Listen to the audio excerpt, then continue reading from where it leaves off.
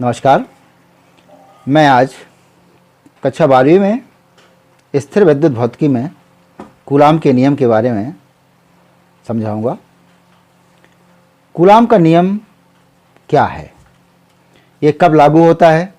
हम जानते हैं कि समान आवेशों के बीच प्रतिकर्षण बल कार्य करता है।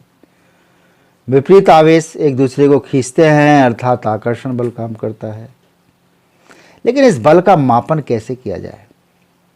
इस बल का परिमाणात्मक मापन वैज्ञानिक कूलाम ने किया और उन्होंने बताया कि दो स्थिर बिंदु आवेशों के बीच लगने वाला जो भी बल है, चाहे वो आकर्षण का हो चाहे प्रतिकर्षण का बल हो, यह बल उन आवेशों के परिमाण के गुणनफल के अनुक्रमानुपाती तथा उनके बीच की दूरी के वर्ग के व्युत्क्रमानुपाती होता है।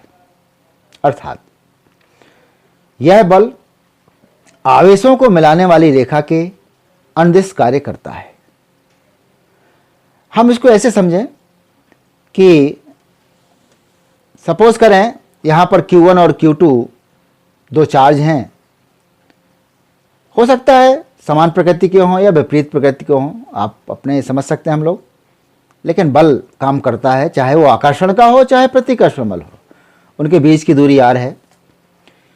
Q1 और Q2 ये बिंदु आवेश हैं। बिंदु आवेश क्या है, एक बात को बड़े बारीकी से समझना है। ये कूलाम का नियम केवल बिंदु आवेशों के लिए ही सही है, ये भी बात बड़ी इंपॉर्टेंट है। ये बिंदु आवेश क्या है? आवेश का जो परिमाण है उन दोनों आवेशों के बीच की दूरी की तुलना में बहुत कम हो, तो ऐसे आवेश को हम बिंदु आवेश कहते हैं। यहां पर दो आवेश Q1 और Q2 हैं, बीच की दूरी r है। तो कूलाम का नियम कहता है कि यह बल दोनों आवेशों के परिमाण के गुणनफल के समानुपाती, अर्थात F समानुपाती Q1 इंटू Q2, और बीच की दूरी क्या है, r है। तो F व्युत्क्रमानुपाती 1/r², दूरी के वर्ग के व्युत्क्रमानुपाती होता है। अगर हम इन दोनों समीकरणों को मिलाएं तो हमारा रिजल्ट मिलता है F समानुपाती Q1 Q2 अपॉन r², और ये समानुपाती आप हटाओगे तो F बराबर K Q1 Q2 upon r²। यहां पर K एक नियतांक है जिसका मान आवेशों के बीच के माध्यम पर और मापन की पद्धति पर निर्भर करता है। मापन की पद्धति आप जानते हैं, CGS पद्धति है, SI पद्धति है। आवेशों के बीच माध्यम कैसा है? निर्वात, वायु अथवा कोई और माध्यम है, पानी है, केरोसिन है, ग्रेफाइट है, और कोई माध्यम है। इन माध्यम की प्रकृति पर निर्भर करता है। CGS पद्धति में K का मान 1 होता है, अर्थात स्थिर विद्युत जो नियतांक है उसका मान CGS पद्धति में क्या होता है, 1 होता है। SI पद्धति में इसका मान 1/4 पाई एप्सिलॉन 0। यहां पर देखें आप, एप्सिलॉन 0 ये ग्रीक वर्ड है, एप्सिलॉन बोलते हैं, एप्सिलॉन 0। 0 का मतलब यहां हवा या निर्वात माध्यम के लिए है, और इसको एप्सिलॉन 0 को हम विद्युतशीलता कहते हैं। और हवा या निर्वात की विद्युतशीलता, एप्सिलॉन 0 एक पर्टिकुलर, अपन ने 0 के कारण इसको हवा या निर्वात माध्यम ले लिया, हवा या निर्वात ले लिया। हवा या निर्वात की विद्युतशीलता है। इसका मान हम अगर कैलकुलेट करें तो 8.85 इंटू 10⁻⁻12 कूलाम स्क्वायर बटे न्यूटन मीटर स्क्वायर आता है। इसको कैसे काउंट कर सकते हैं, ये भी आप जानते हो कि यहां पर K की जगह अगर आप 1/4 pi epsilon 0 Q1 Q2 upon r² रख देंगे तो एप्सिलॉन 0 इक्वल टू यहां पर F r² अपॉन तो Q1 into Q2 upon F into R square हो जाएगा, Q1 into Q2 upon F R square. और हम यहाँ पर Q1 आवेश का मात्रक जानते हैं कूलाम, इसका भी कूलाम स्क्वायर हो गया, F का हो गया न्यूटन बल का, और R का हो गया मीटर स्क्वायर। तो ये देखिए अपन वैसे समझने के लिए कूलाम स्क्वायर। एप्सिलॉन 0 हवा या निर्वात की वैद्युतशीलता, और इसका मान हमने अभी कैलकुलेट किया 8.85 इंटू 10⁻⁻12 कूलाम स्क्वायर बटे न्यूटन मीटर स्क्वायर इसका मात्रक होता है। यहां पर 1/4 एप्सिलॉन 0 की वैल्यू डायरेक्ट भी निकाल सकते हैं हम। तो 9 इंटू 10⁻9, 9 गुणे 10⁻9 आती है। तो ये वैल्यू डायरेक्ट ऐसा ही पद्धति में हम लिख सकते हैं, F बराबर 9 गुणे 10⁻9 Q1 Q2 upon R square. 1/4 epsilon 0 की डायरेक्ट वैल्यू अपन ने रख दी। अब यहाँ एक बात और समझना है कि एप्सिलॉन 0 आखिर है क्या। हवा या निर्वात की वैद्युतशीलता है, ये किस बात का मापन करती है? वैद्युतशीलता किस बात का मापन करती है? माध्यम की वैद्युतशीलता आखिर है क्या? वास्तव में देखा जाए तो माध्यम में विद्युत बल रेखाओं की चालकता का मापन करती है। ये विद्युत बल रेखाएं उस माध्यम में कितने आसानी से प्रवेश कर रही हैं, उस क्षेत्र को कितना सघन बना रही हैं, ये मापन है। यदि दोनों आवेशों के बीच हवा या निर्वात माध्यम के अतिरिक्त कोई अन्य माध्यम हो, वायु या निर्वात को छोड़कर के कोई अन्य माध्यम हो, तो फिर हमारा समीकरण 1 में हम एक थोड़ा सा संशोधन करते हैं। F = 1/4 epsilon 0 into epsilon R Q1 Q2 upon R square. ये एप्सिलॉन R भी लिखते हैं, कुछ किताबें K भी लिखती हैं। एप्सिलॉन R माध्यम का परावैद्युतांक कहलाता है। एप्सिलॉन R इसको हम माध्यम का परावैद्युतांक कहते हैं, अथवा माध्यम की आपेक्षिक वैद्युतशीलता भी कह सकते हैं, और इसको K भी लिख सकते हैं। K से भी देखते हैं, K से भी लिखते हैं, एप्सिलॉन R से भी लिखते हैं, वो अपने जो भी आपके अच्छा लगे। तो माध्यम का परावैद्युतांक एप्सिलॉन R या K का हम जब मल्टीप्लाई कर देंगे हवा या निर्वात की वैद्युतशीलता में, तो फिर ये बल का मान हम किसी माध्यम में प्राप्त कर सकेंगे। यहां पर एप्सिलॉन 0 तो आप जानते हैं हवा या निर्वात की वैद्युतशीलता है। एप्सिलॉन ये माध्यम की निरपेक्ष वैद्युतशीलता कहलाती है, अर्थात epsilon = epsilon 0 into epsilon R।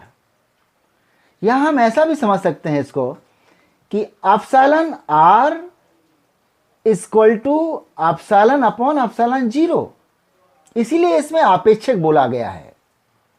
अर्थात हम हवा या निर्वात की वैद्युतशीलता से तुलना करते हैं उस माध्यम की निरपेक्ष वैद्युतशीलता की, तो हमें उस माध्यम की आपेक्षिक वैद्युतशीलता या माध्यम का परावैद्युतांक ज्ञात हो जाता है।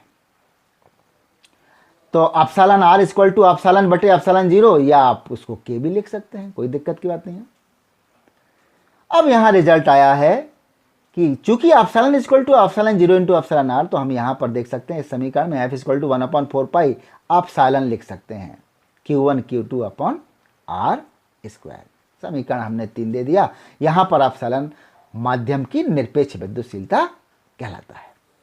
यहां पर मैंने और क्लियर कर दिया है, एप्सिलॉन R को माध्यम की आपेक्षिक वैद्युतशीलता भी कहते हैं, इसी को हम माध्यम का परावैद्युतांक भी कहते हैं। Q1 Q2 upon R square निकाला था। अब हम परिभाषा देने के लिए, अर्थात हम Q1 और Q2 का मान इकाई निकालना चाहेंगे, एकांक कूलाम, एकांक आवेश को परिभाषित करना चाहेंगे। इसलिए हमने माना कि दो आवेशों Q1 और Q2 के बीच में जो बल लग रहा है उसका मान है 9 × 10⁹ न्यूटन। Q1 और Q2 ये समान परिमाण के हैं, समान मात्रा के हैं, इसलिए Q1 = Q2 = Q ले लिया। दूरी हमने R = 1 मीटर ले ली। ये देख सकते हैं आप, ये सब वैल्यू अगर हम पुट करते हैं समीकरण 2 में तो 9 × 10 की घात 9 बराबर 9 × 10 की घात 9 Q इंटू क्यू स्क्वायर, और ये कैंसिल हो जाएगा तो Q स्क्वायर इक्वल टू 1 या Q इक्वल टू हमारा आ गया +-1। ये देखिए 1 आ गया, मतलब एकांक का कूलाम, एकांक जिसकी हमें ज़रूरत थी, आवेश का मान इकाई चाहिए था, एकांक इकाई आवेश की परिभाषा हम देना चाहते थे। अर्थात एक कूलाम आवेश क्या है, आवेश का मात्रक हो गया कूलाम एसआई पद्धति में, और हम परिभाषित करना चाहेंगे एक कूलाम आवेश वह आवेश है जो 1 मीटर की दूरी पर स्थित समान परिमाण के सजातीय आवेश को 9 × 10 की घात 9 न्यूटन के बल से प्रतिकर्षित करता है।